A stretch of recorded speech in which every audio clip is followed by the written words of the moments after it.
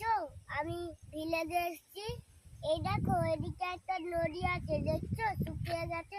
এদিকেও একটা নদী আছে, দেখছো শুকিয়ে গেছে। একটা তাল গাছ দেখছো। তোমার কেমন সুন্দর। লাগছে ভাজিষ্ণু প্রভু? আমার ভাল লাগছে। ভালো লাগছে? একটু হরে কৃষ্ণ গাইবে? গাও। হরে কৃষ্ণ কৃষ্ণ কৃষ্ণ হরে হরে